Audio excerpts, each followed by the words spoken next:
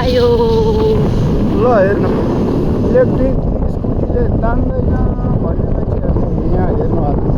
Jersey कौवाको उकालो साँगबाट उकालो यही हो मेन उकालो भनेको यहाँ हामी केही नभए पनि 130 केजी जति छौँ 4 जना मान्छे खानेकुरा गर्दाखेरि 230 केजी जति छ हेर्नु होला उकालो कसरी तान्छ यहाँ पेट्रोलवाला बाइकलाई पनि धाउधाउ पर्छ यो उकालो तान्नु खतरा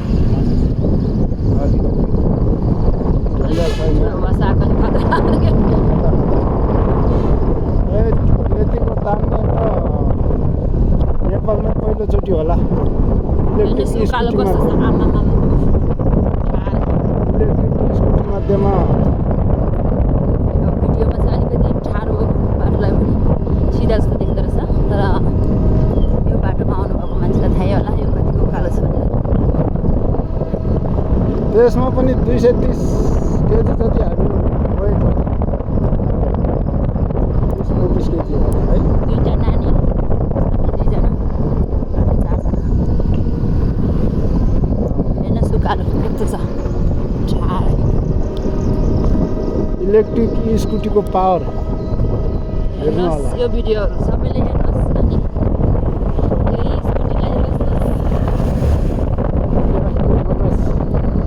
पावर यतिको त अरू इलेक्ट्रिकले त सक्ला नसक्ला तर एफडी मोटर्स जसले रोज्छ उसले मार्नु सक्छ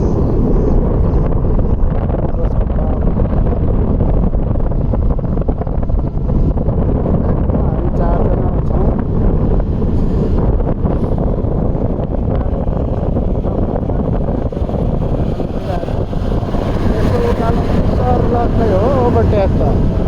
गाडीले तान्नु नसक्ने बाटो छ उकालो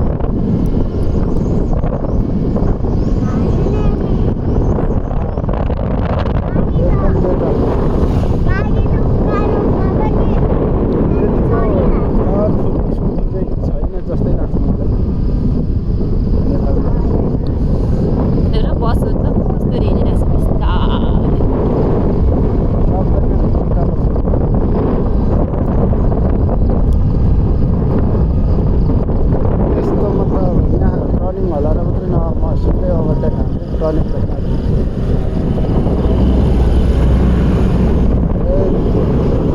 सक्छ त एफडी मोटर्सलाई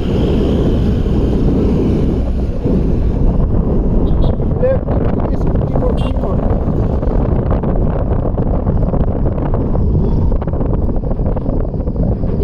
कस्तो ठाडो त्यहीँ टर्निङ त्यहीँ दादा सिडी हुन्छ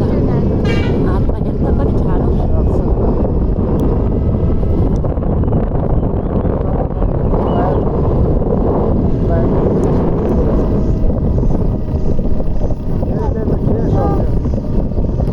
बिचरा यो पालोमा स्कुटीको बिजोग लिली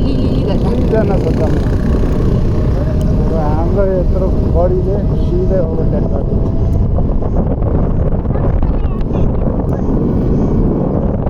सक्ने नै छैन नि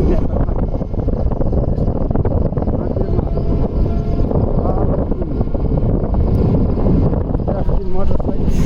सक्ने छैन भने त झन्डैले गाडीले सक्छ यो चाहिँ ओह्रालो भन्छ